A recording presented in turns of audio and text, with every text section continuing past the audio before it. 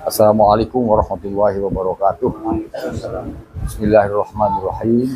Saya Muhammad Anwar Iskandar, Ketua Umum Majelis Ulama Indonesia, mengucapkan selamat atas berdirinya Lembaga Dakwah Rahmatan lil Alamin di Kota Surabaya.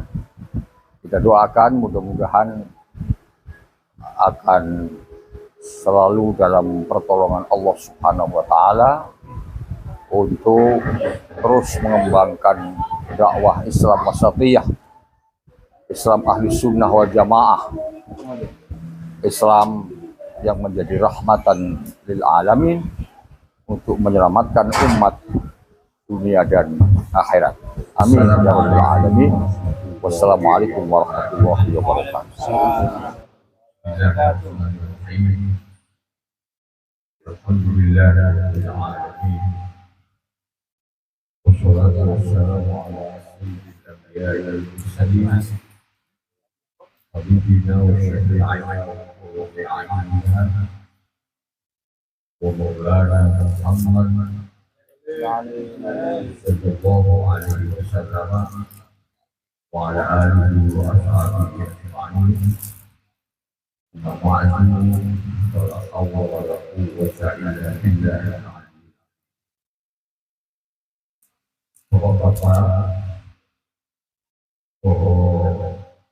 ibu-ibu,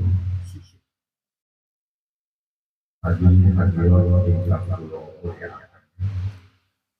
Alhamdulillah dalam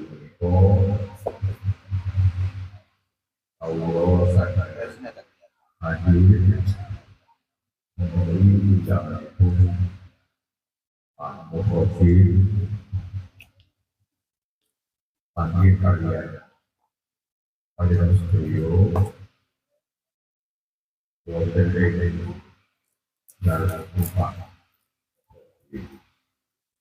di pepanggian itu sesudah panggian yang untuk berjalan di Allah Subhanahu wa Ta'ala. Salah satu di bersana waktu itu berwisata untuk haji. Kalian di yang haji dengan harapan di haji Pak Muhajir bisa tercapai. Amin.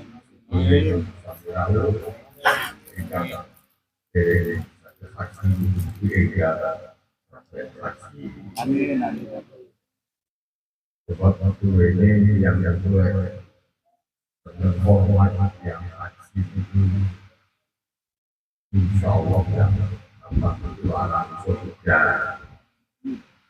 Foto baru mungkin semua kapan-kapan rapi dan sering yang mantu itu dari kapan itu sih. Kami yang sering hormat yang mati,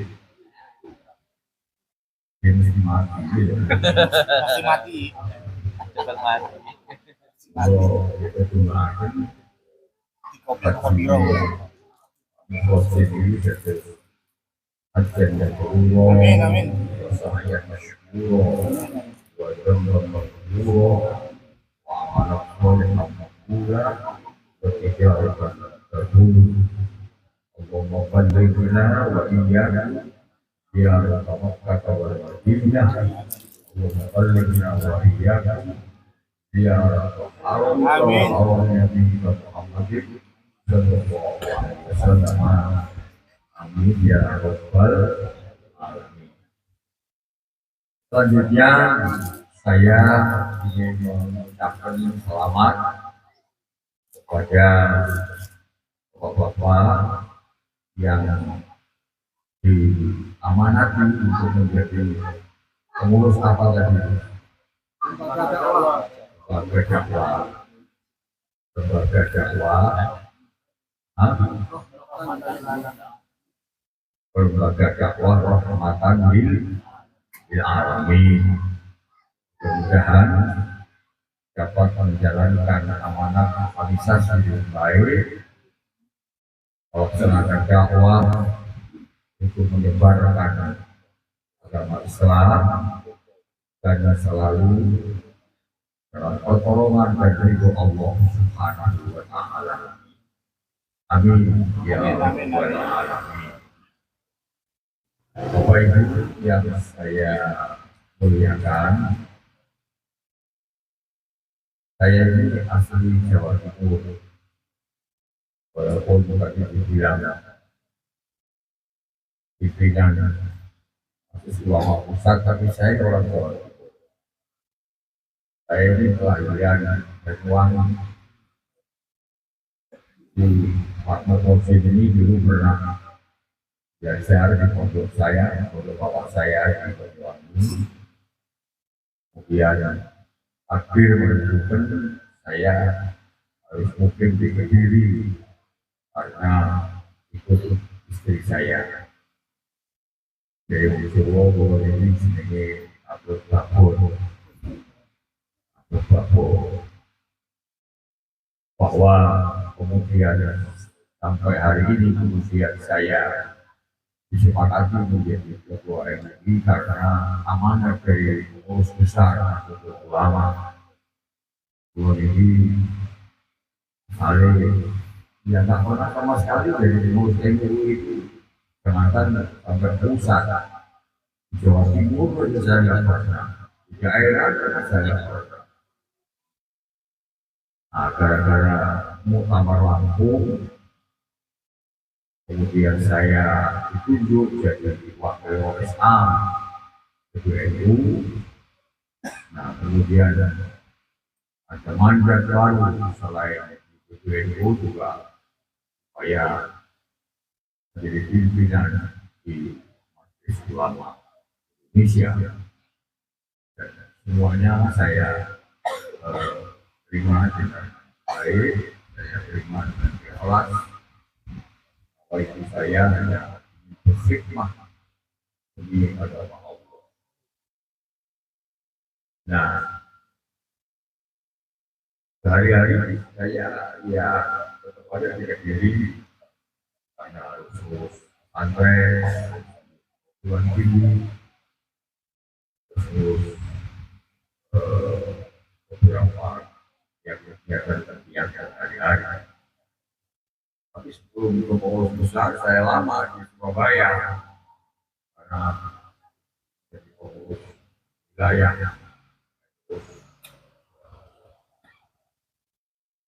Hari ini, saya bertemu dari Pak Suyo, saya senang sekali bertemu dengan Pak Suyo. Ini merupakan kebahagiaan tersendiri buat saya karena ternyata dengan amanah di MUI ini akhirnya yang paling saya sendiri itu bisa ketemu banyak kiai gitu, Pak. Yang lain kan ya laku itu penting, tapi ketemu tiap hari ketemu banyak kiai, ketemu orang-orang yang berjuang banyak sekali ya, bagi Muhammadiyah, Al-Wasliyah, itu berbagai ormas-ormas Islam yang setiap hari memikirkan masyarakat, memikirkan umat, memikirkan agama, bukan main. Banyak sekali di Indonesia ini orang yang mewakafkan dirinya demi kepentingan agama Indonesia dan bangsa. Saya ingin membuat berkah aja dari beliau-beliau. Bapak Panjenengan ini juga begitu, saya bahagia ketemu Panjenengan, saya mendapat laporan dari Konsil. Ini adalah para Bali, Surabaya, Utoba, para guru dan lain-lain sebagainya. Saya paham dengan orang yang mewakafkan sebagian dari hidup panjenengan untuk umat dan untuk agama Allah.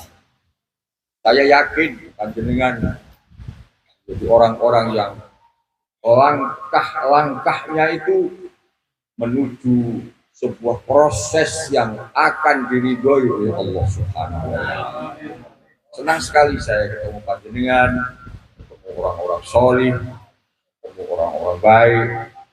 Umpami kula bijing teng akhirat butuh pertolongan, mungkin di antara kita sama-sama saling bisa memberikan pertolongan karena memang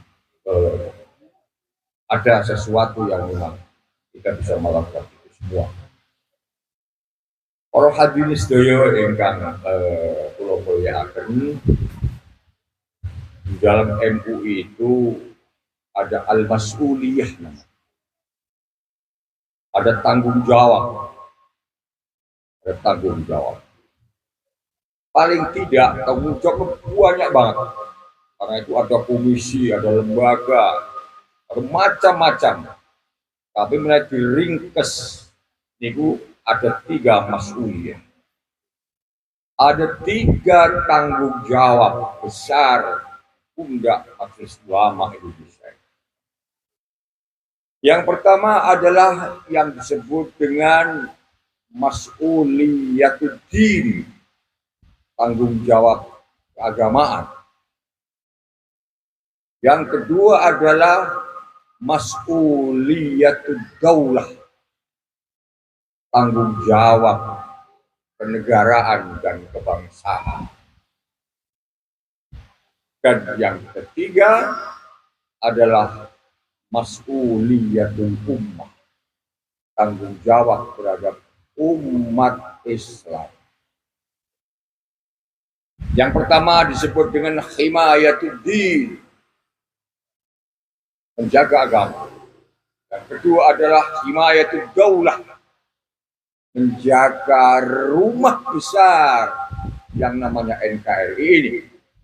Dan yang ketiga disebut dengan riayatul ummah, mengayomi, membimbing, dan menuntun umat menuju sebuah kehidupan yang diridhoi oleh Allah Subhanahu wa taala. Ini tugas pokok kita. Agama Allah ini kalau urusan benar ya pasti benarlah. Islam ini benar. Wong Gusti Allah yang mengatakan inna dina indallahil Islam, maksudnya enggak benar, pasti benarlah. Tapi apakah setiap kebenaran itu mesti jaya, mesti menang, mesti hebat? Ya tidak. Gini apa betul? Pilihan murah mawon kadang-kadang wong apik banget, jamaah apik, sholat apik, posone apik, itu kalah karo bajingan. Gini apa betul? Nah, ya. Kenapa kok begitulah, itu masalahnya. Jadi bahwa Islam itu benar, iya. Al-Islam ya'lu wa la yu'la alih, iya. Tetapi apakah Islam mesti provide, jaya, hebat, lebih dari agama yang lain misalnya? Ya tidak, belum tentu. Tergantung bagaimana umatnya mau memperjuangkan, peduli untuk memikirkan agama Allah. Karena itu ada ayat yang mengatakan intang surullah yang surkum wa yuthabbit aqdamakum. Kalau kamu mau menolong agama Allah, Allah akan menolong kamu. Wa yuthabbit aqdamakum, dan menjadikan kamu husnul khotimah. Itu kata Allah. Artinya ada perjuangan.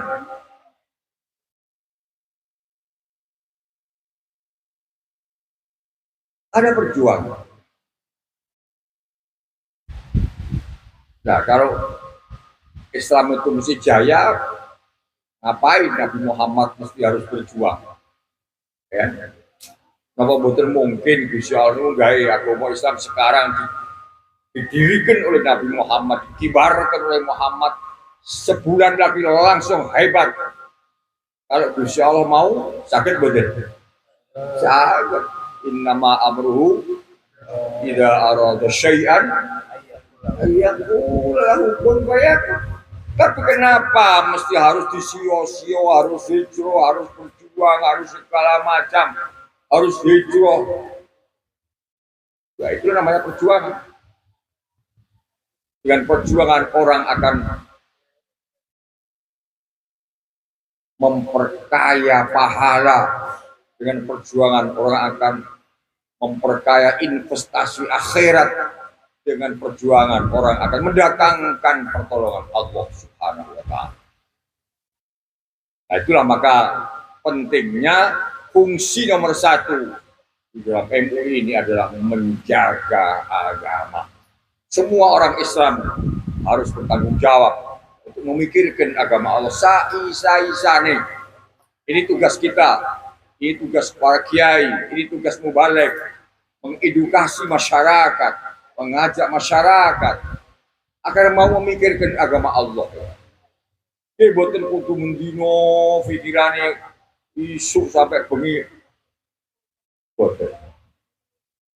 Mikirnya dunia monggo, mikirnya ekonomi monggo, mikirnya duit monggo, tapi ada waktu sebagian untuk mikirnya agama Allah. Itu saja sudah cukup. Jangan sampai tidak ada mubalah, tidak ada peduli sama sekali. Karena kata Nabi Muhammad itu begini, laisa minna man lam yubali bi amril muslimin. Tidaklah akan menjadi bagian dari umat saya apabila tidak ada mubalah, tidak ada peduli sama sekali terhadap agama Allah. Nah, jadi kalau ingin diakui sebagai umat Muhammad, ya kita mesti peduli. Nah, kita ini diberi pondok pesantren, diberi madrasah, diberi organisasi, apa NU, apa Muhammadiyah, apa macam-macam lah. Kemudian ada amaliyah, yasinan, tahlilan, sholawatan, barzakh dan sebagainya. Ini hakikatnya adalah cara yang diwariskan oleh muassis Islam di Indonesia ini untuk bagaimana memikirkan agama Allah sak kuat-kuatnya. Tidak semua orang bisa seperti Kiai Hasyim Asy'ari yang membuat NU segede ini. Tidak semua orang bisa seperti Kiai Ahmad Dahlan yang bisa membuat Muhammadiyah segede ini. Tidak mungkin semua orang bisa bikin universitas besar.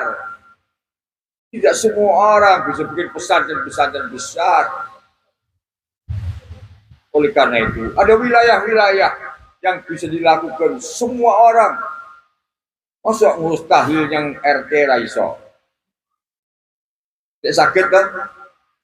Masa ngurus gerakan pengajian seminggu sepisan di kampung-kampung nggak bisa? Masa ngurus takmir masjid nggak bisa? Masa mengurus yatim piatu?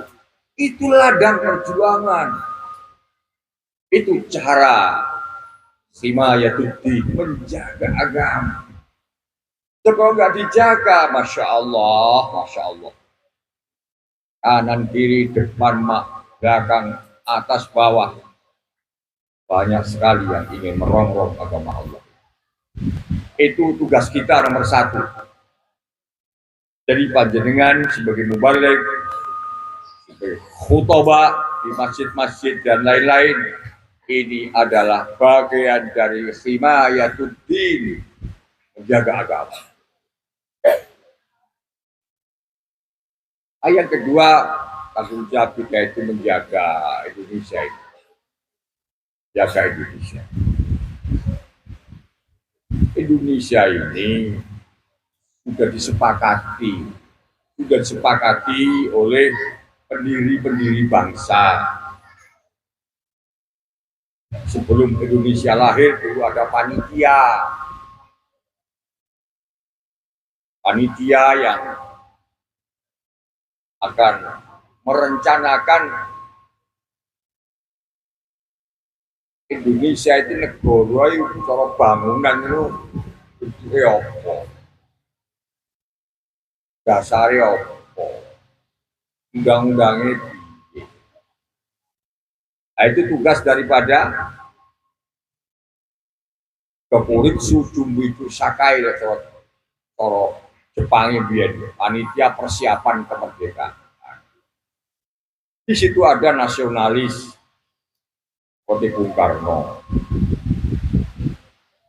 ada orang NU seperti Kiai Wahid Hasyim, di situ ada orang Muhammadiyah seperti Abi Kusno, di situ ada orang Kristen seperti A.A. Maramis, dan lain-lain. Mereka itu adalah representasi dari warna bangsa ini. Nah, di sini ada orang NU, di sini ada orang Muhammadiyah, di sini ada nasionalis, di sini ada Kristen dan lain-lain. Maka 9 orang itu merupakan representasi dari warna bangsa ini. Kalau kita orang NU, kita sudah diwakili oleh Mbah Wahid Hasyim, Bapak Ibu. Kalau kita orang Muhammadiyah, sudah diwakili oleh Abi Kusno, dan seterusnya. Kalau kita nasionalis, sudah diwakili oleh Bung Karno. Akhirnya membuat keputusan, satu, negara kita ini bukan negara agama, tapi juga bukan negara sekuler, juga bukan negara sosialis, juga bukan negara kapitalis. Karena itu semua yang kemarin, yang dulu itu jadi pertentangan macam-macam. Akhirnya disepakati Indonesia ini negara bangsa. Dasarnya apa? Pancasila. Undang-undang dasar 45. Wis dadi dok, udah. Nah, bentuk negara seperti ini, dasar negara seperti ini, undang-undang negara seperti ini adalah sebuah bentuk negara yang realistis. Maksudnya realistis itu memang isinya Indonesia yang ini, mulai Islam belum datang, di sini sudah ada kapitayan. Setelah itu datang orang Hindia, berdagang rempah-rempah ke sini, kemudian membawa agama Hindu. Kemudian Cina datang ke sini membawa Buddha. Kemudian Belanda datang ke sini membawa Kristen. Sebelum Kristen datang, Wali Songo datang membawa Islam. Ya memang aneh ini. Akhirnya bentuk negara bangsa, bentuk dasar Pancasila, bentuk undang-undang itu sebuah keputusan yang realistis. Karena apa? Sesuai dengan kondisi bangsa yang ada. Yang penting satu, harus ada undang-undang yang menjamin bahwa seluruh umat beragama bangsa Indonesia ini diberi kebebasan untuk menjalankan agama yang masing-masing. Yang kedua, harus menjamin bahwa negara ini orangnya bukan orang sekuler, bukan orang hedonisme. Orang sekuler itu orang yang tidak peduli pada agama. Maka harus ada pasal yang memungkinkan untuk tidak sekuler, yaitu jenenge sila pertama, ketuhanan yang Maha Esa. Bahkan diusulkan oleh Kiai Wahid upaya menjamin umat Islam itu bisa menjalankan agama dengan baik, diminta oleh beliau pada Soekarno ada Departemen Agama. Maka dilahirkanlah Departemen Agama. Dulu agama hanya Islam saja. Gitu. Jadi ini pun dadi. Telu niki diundi-undi. Telu niku negara bangsa, Pancasila sebagai dasarnya, Undang-Undang 45 sebagai basic hukumnya, dan yang keempat Bhinneka Tunggal Ika yang macam-macam nih, wow. Kok diundi-undi hancur bangsa ini. Perang saudara, dan itu berbahaya sekali.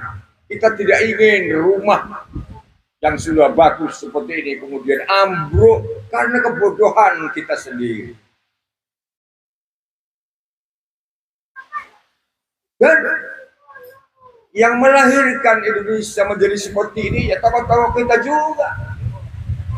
Ada tokoh itu, ada tokoh Muhammadiyah, ada tokoh nasionalis. Masa penerusnya ini kemudian ngobrol-ngobrol. Jadi ini yang disebut dengan himayatul daulah.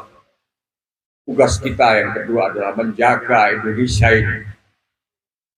Jangan sampai kemudian yang paling prinsip sekali, negara berubah bentuknya, negara berubah dasarnya, negara berubah karakternya dari kebinekaan menjadi satu suku misalnya, satu agama misalnya dan lain-lain.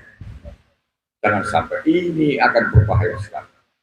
Apa bahayanya? Bahayanya perpecahan bangsa. Kalau perpecahan bangsa, perang karpe dewe awake dhewe. Contohnya sudah banyak, bagaimana Afghanistan, bagaimana Irak, bagaimana Libya, bagaimana Yaman, bagaimana Timur Tengah, yang notabene itu podo Islami, Pak, podo Islami, tapi karena beda madhab, gegeran paten-patenan podo Islami, sing dibeli ya Islam, sing beli ya Islam, gara-gara tidak mampu menjaga persatuan Indonesia. Persatuan Indonesia ya Pak ya.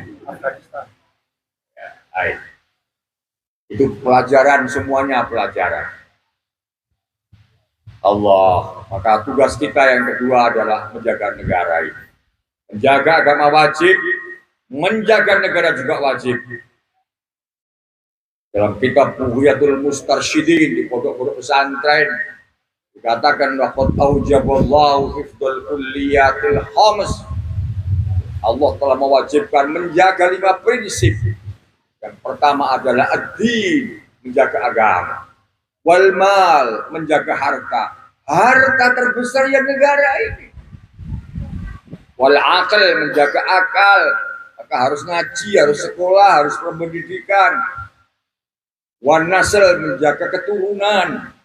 Harus duane jenenge nikah, ya nikah iki jelas bapake sapa, mbahe sapa, mbah buyute sapa, canggah waren ujuk-ujuk gantung siwur dibok basa omah amblek. Jelas. Nah, kalau nggak ada pernikahan, ya anake sapa? Embuh iki wong sak RT mel urunan. Wajib menjaga nasl. Dan yang kelima kata Bughyatul Mustarsyidin, wazida fil air, menjaga harga diri. Pun dan yang ketiga, mas'uliyah dan tanggung jawab kita itu riayatul ummah, ngayomi umat. Umat kita ini mayoritas Pak, mayoritas. Tapi ibadah perlu dibimbing, pendidikan perlu dibimbing, perlu disediakan. Kesehatan perlu dipikir, ekonomi perlu ditingkatkan. Maka dalam bidang-bidang di majelis ulama itu ada lembaga ekonomi, lembaga kesehatan, lembaga pendidikan, dan lain-lain sebagainya. Agar umat Islam di Indonesia ini tidak hanya mayoritas dalam jumlah, tetapi kualitasnya juga mayoritas. Kualitas pemahamannya terhadap agama, kualitas pemahamannya terhadap ilmu pengetahuan, kualitas pemahamannya terhadap pentingnya kesehatan, kualitas pemahamannya terhadap pentingnya ukhuwah Islamiyah, dan lain-lain sebagainya. Kita punya tugas untuk mengedukasi masyarakat dengan media apa yang kita punya. Yang jadi pengurus NU ya melalui NU-nya, yang jadi pengurus Muhammadiyah lewat Muhammadiyahnya, yang jadi pengurus takmir lewat takmirnya, dan lain-lain sebagainya. Hari ini lahir lembaga baru yang namanya Lembaga Dakwah Rahmatan lil Alamin. Ini adalah bagian dari riayatul ummah tadi, bagian daripada himayatul din tadi. Mari kita niati dengan baik. Mari kita bismillah untuk menjaga agama Allah. Mari kita bismillah untuk mengedukasi masyarakat agar ibadahnya benar, akidahnya benar, persatuannya baik, dan mereka menjadi orang-orang baik, ahli ibadah. Insya Allah akan menjadi amal solih pada dengan sedoyo. Hadirin sedaya ingkang kula mulyakaken, kenapa mesti rahmatan lil alamin? Karena memang salah satu misi pokok daripada Rasulullah itu, wa ma arsalnaka illa rahmatan lil alamin. Ayat lain mengatakan wa ma arsalnaka illa kaffatan linnas. Platform MUI itu adalah mengajarkan Islam wasatiyah, Islam modern, dan Islam tatarruf. Itu. Selain itu, platform dari MUI ini dia adalah mitra dari pemerintah. Bukan adawatul hukumah, tapi sadiqul hukumah. MUI itu sadiqul hukumah, mitra pemerintah. Mitra dalam hal menjaga agama, menjaga negara, dan mengayomi umat. Mitra yang sifatnya adalah mitra kritis. Mitra yang kritis itu kriterianya 4. Pertama adalah tahabub, saling menyayangi. Ulama menyayangi pemerintahnya, pemerintah menyayangi ulama. Yang kedua, at-tasyawur, saling bermusyawarah. Ada apa-apa musyawarah. Tidak teman-teman yang podium, tidak bikin pengajian, pejabat dipanggil, mubalik dipanggil, mubalik kon ngantemi pejabat.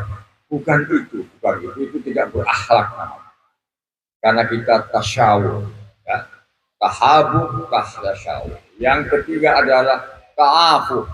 Kalau ada kesalahan, kita saling memaafkan. Dan yang keempat adalah tanasuh, saling memberi nasihat. Tentu nasihat, kritik yang diberikan oleh ulama kepada pemerintah dan pejabat harus memakai makarimul akhlak. Tidak kemudian dengan ucapan-ucapan yang sifatnya memfitnah, mengadu domba, menjelek-jelekan orang di muka orang banyak, itu tidak begitu cara. Kita punya pedoman dalam hal menolak barang mungkar itu. Apa kata Allah? Idfa billati hiya ahsanus sayyi'ah. Idfa billati hiya ahsan. sesuatu yang jelek itu idfa, tolaklah billati hiya ahsan, dengan cara yang lebih baik. Tidak boleh kemudian kita ketika ada sesuatu kemungkaran menggerakkan anak-anak muda untuk teriak-teriak membawa pentungan ya atas nama nahi mungkar misalnya, tidak boleh begitu. Allahu Akbar, Allah, tidak boleh. Kurang marah sami Allah liman hamidah. Kita laporkan kepada penguasa, kepada polisi, biar ditindak. Jadi kita tanasuh memberi nasihat itu dengan cara yang baik, dengan makarimul akhlak. Karena sesuatu yang baik itu apabila disampaikan dengan baik akan diterima dengan baik dan ujungnya akan menjadi kebaikan. Sesuatu yang baik kalau disampaikan dengan cara yang tidak baik akan muntah. Ini makanan sederhana sebenarnya. Tapi yang punya rumah itu cara ngatur itu saya orangnya sopan, ya, sumrambah, nyeneng nih karo tamu nih seneng.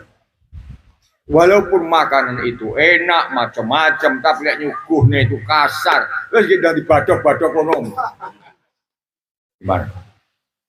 Apakah yang baik ini tidak ditolak? Jadi tolak. Islam itu baik. Gini Mbak Den. Ajaran Al-Quran, ajaran Rasul itu baik. Ajaran salafus salih itu baik. Tapi kalau kita menyampaikan dengan cara yang tidak baik akan menjadi lain. Akhirnya orang menilai, oh Islam itu tidak baik. Ajaran Muhammad itu tidak baik. Ajaran ulama itu tidak baik. Bukan ajarannya yang tidak baik, tapi karena salahnya yang menyampaikan.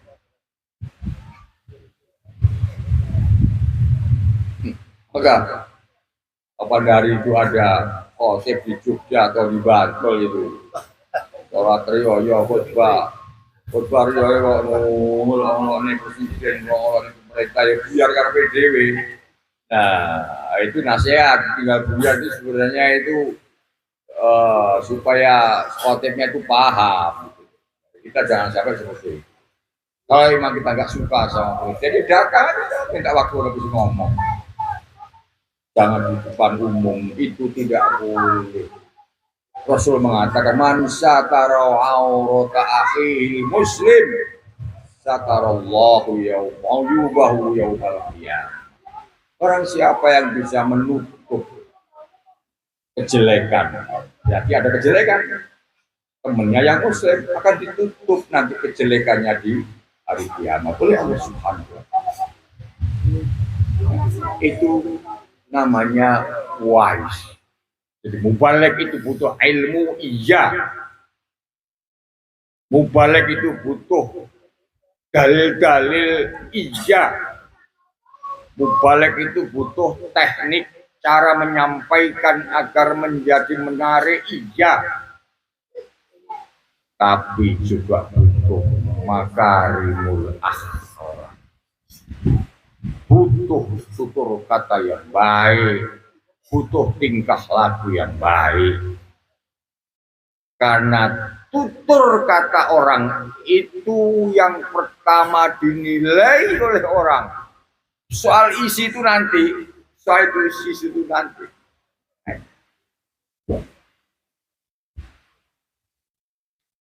Dan itulah yang diajarkan oleh Rasulullah kepada kita. Saya kadang-kadang juga bingung, ini ada orang ngaku-ngaku keturunan Nabi, tapi kok kelakuannya orang kayak keturunan Kanjeng Nabi. Ya kita harus paham lah, harus paham. Tidak mungkin keturunan Nabi itu darah yang mengalir kepada manusia dari Rasul itu melahirkan akhlak yang tidak baik, tidak mungkin.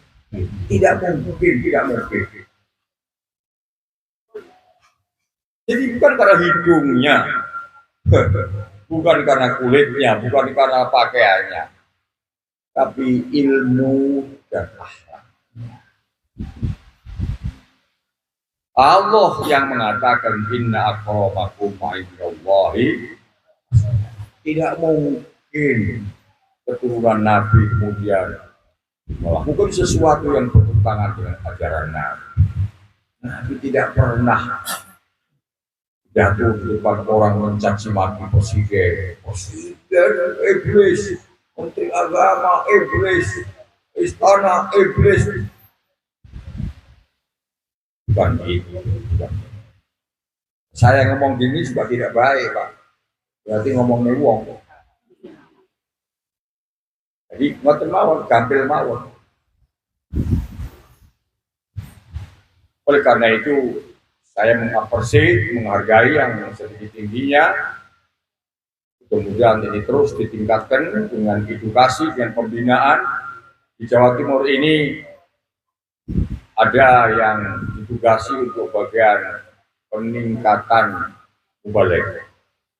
Kemarin tahun 2023 ini, ketua lembaga dakwah saya di Khalil Nafis itu orang Madura, sekarang jabatannya di MUI Pusat, ketua lembaga dakwah MUI, itu kita tugasi untuk mengupgrade, meningkatkan kualitas mubalik dakwah. Untuk tahun 2023 kemarin kita sudah melakukan 1000 mubalik muda, dan kebanyakan kita kirim ke luar Jawa. Di Jawa sudah banyak, termasuk panjenengan semua. Nah, akan baik sekali kalau panjenengan bisa kerjasama dengan MUI Jawa Timur, ya. Nanti akan saya bisa ngomong kepada dia yang wakil agar diperhatikan ini ada gerakan mubalik dai yang perlu ditingkatkan kualitasnya. Dan dekat kantornya, kantor MUI Jawa Timur ini kan dekat di Idule Persis Akbar. Kalau 100 orang atau 50 orang dari kecamatan atau Surabaya ini kumpul di sana misalnya, dan nanti minta siapa yang dibagai untuk meningkatkan kualitas, itu sesuatu yang amat sangat mungkin.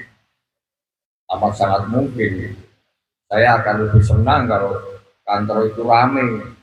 Dan siapa yang meramaikan? Ya kiai Surabaya dong. Ya kiai Kediri.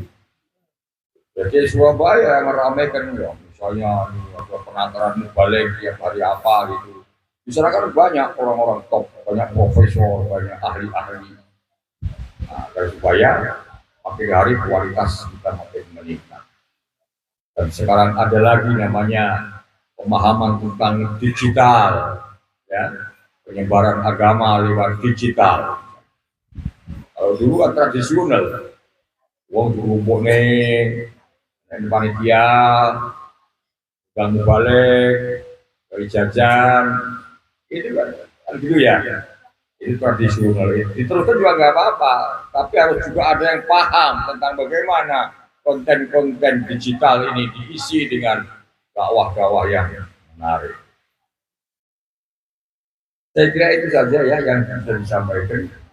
Kalau ada kurang dan lebihnya, dimaafkan. Sekali lagi selamat. Mudah-mudahan panjenengan dapat bekerja dengan baik menuju ridho Allah Subhanahu wa Ta'ala. Amin ya rabbal alamin.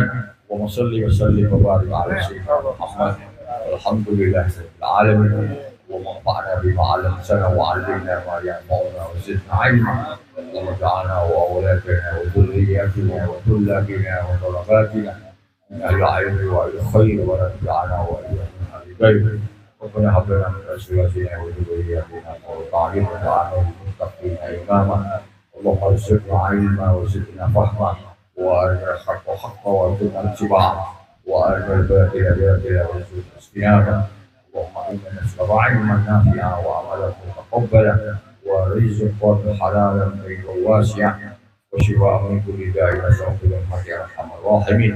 اللهم أعنا على ذكرك وشكرك وحسن عبادتك اللهم إنا نسألك الهدى والتقى والاستقامة وحسن الخاتمة وإنا نعوذ بك يا الله من مصيبة الندامة اللهم يا الله اجعل حج وحوزن حجا مبرورا وسعيا مشكورا ودربا مغفورا وعملا صالحا مقبولا وتجارة لن تبور يا عليم بالصدور أخرجنا من الظلمات إلى النور اللهم بلغنا وبلغ هذه الجماعة وبلغ هذه الجماعة زيارة مكة والمدينة وبلغ هذه الجماعة زيارة حرمك وحرم نبيك محمد صلى الله عليه وسلم برحمتك يا أرحم الراحمين ربنا آتنا في الدنيا حسنة وفي الآخرة حسنة وقنا عذاب النار